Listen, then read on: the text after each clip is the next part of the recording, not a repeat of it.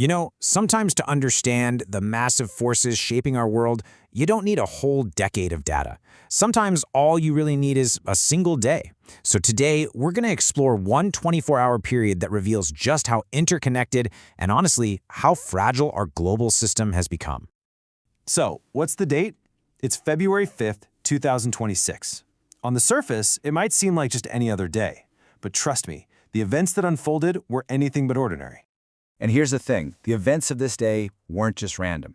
They were all symptoms of a world already on edge, where all these simmering tensions across security, economics, and politics finally just boiled over all at once.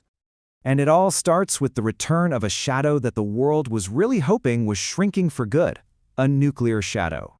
The fuse was pretty much lit the moment the last nuclear arms control treaty between the US and Russia expired. And look, this wasn't some minor detail. This was the abrupt, sudden end of an entire era of managed risk between the world's two largest nuclear powers. And this really shows you the stark contrast. On one side, you have the before, a world with at least some guardrails, verification, and a bit of predictability. On the other side, the after of February 5th, we're talking pure uncertainty, suspicion, and the looming threat of a new, totally unchecked arms race. This just highlights the historical gravity of the moment. For the first time since 1972, these two superpowers are operating without any formal limits on their nuclear arsenals. I mean, just think about that. That's over 50 years of arms control, just gone. So naturally, the rest of the world reacted immediately. Here we see China's foreign ministry making it crystal clear. They're sticking to their own policy, but they are pointedly staying out of any new three-way talks. And that tells you everything.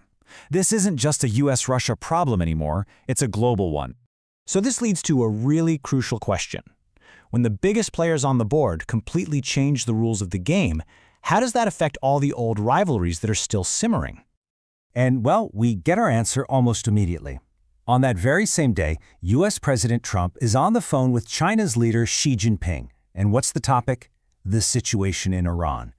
Right there, you're seeing the great power competition directly intersecting with a regional flashpoint.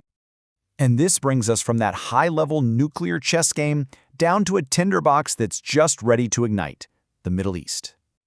This timeline shows just how incredibly quickly things can unravel. The day starts with a glimmer of hope, right? Delicate talks between the US and Iran are kicking off, but by midday, Iran's Islamic Revolutionary Guard Corps seizes 2 oil tankers. And by the afternoon, the US is telling its citizens to leave the country immediately. We went from diplomacy to crisis in just a few hours. And all this state-level tension, well, it has a devastating human cost. On the same day, a horrific mosque bombing in Islamabad killed 31 people. It's just a tragic reminder that as global instability rises, the consequences are always felt on the ground by real people. But the pressure isn't just in the Middle East. These great power dynamics are playing out across the entire global chessboard, including right in the Americas.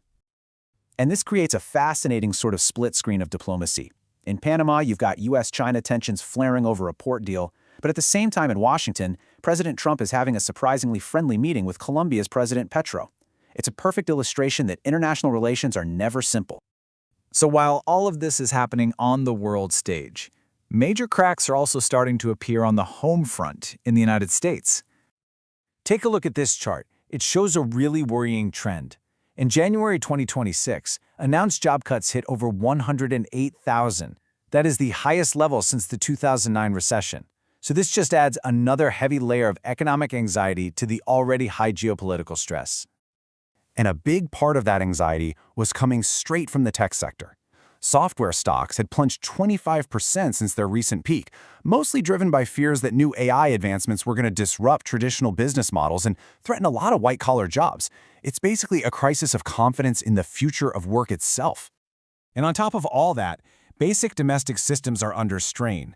The Department of Homeland Security is facing a potential shutdown, while a surge in measles cases is threatening public health. It's really a picture of a nation being stretched thin from multiple directions. So, a broken nuclear treaty, a flashpoint in the Gulf, economic tremors, and domestic dysfunction. All of it on a single day. It all leads to a critical question for our time. When our world systems are this connected, what happens when they all start to break at once?